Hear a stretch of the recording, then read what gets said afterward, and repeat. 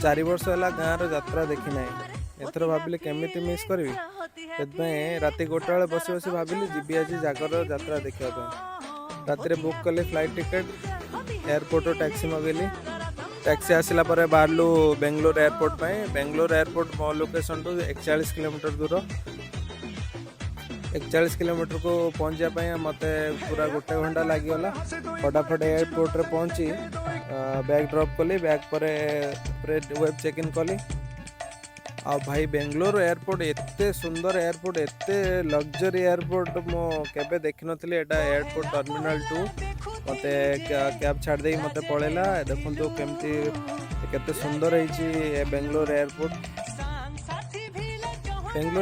रे मते bag drop करने को आ चेक इन करने को मते मैक्स टू मैक्स मते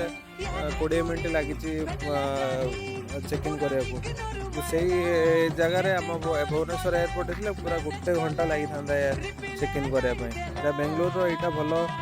ये अच्छी 4-5टा काउंटर होती चेक इन करने देखो केते सुंदर सीन सब अच्छी भल भल प्लेस अच्छी बुलायापी लाउंज अच्छी बहुत गुड़े शॉपिंग अच्छी शॉपिंग करने दुकान अच्छी तापर बस रे बसी बाहरलु फ्लाइट रे बसियापाई फ्लाइट भितर किसी सीन ये भाया थिला पूरा फिलअप थिला सीट जिते को सीट थिला पूरा फिलअप थिला मोर सकाळु 6:30 थिला फ्लाइट थिला 8:30 भुवनेश्वर रे पहुँचली भुवनेश्वर को एते स्मार्ट सिटी को आउची तापर भुवनेश्वर एयरपोर्ट रे भाया सब कचड़ा ही पड़ी पूरा फ्रंट रे भाया जदी कचड़ा पड़ी सफा कराउनी ए सब देखी तापर मोनार गोटे बस थिला एटी गोटे फोटो उठे देली भुवनेश्वर बाहरली स्वर स्वर पहुँचली 12:30 समय 12:30 मो भाई कही आसापी आसिक भाई आसी पहुँचला सहित बाहरली घर पर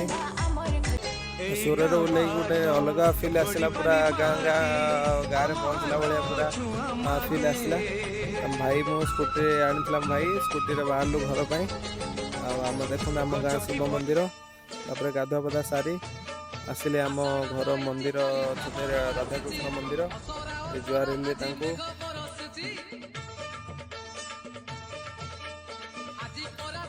ये आम गाँ शिव मंदिर आउथपाई मुझे एत दूर जागर आसी पहुँचली भगवान दर्शन कली नना थे नना पाखे आशीर्वाद मिली गोटे पानी गोटे कलसी देली पानी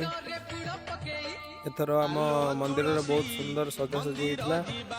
बहुत बढ़िया लगे आसी पहुँच देखिली बहुत भल लगे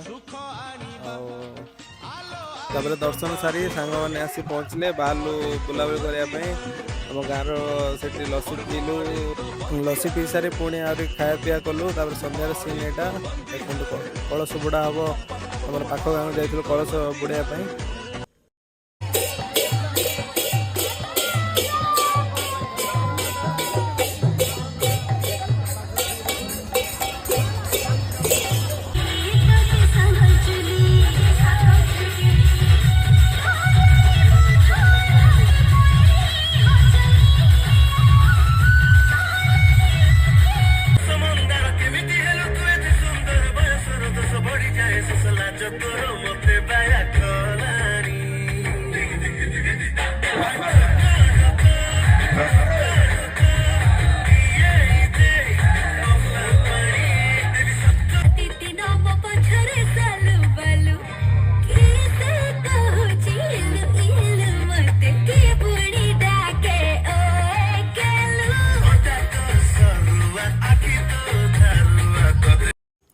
ये थिला आम गाँव कल्चरल प्रोग्राम थिला कोने कोने पिला माने सब नाचुले ये करते यहाँ थिला प्रोग्राम तापर यहाँ मोर फास्ट ब्लॉग देखो भल लगी लाइक करूँ शेयर करूँ।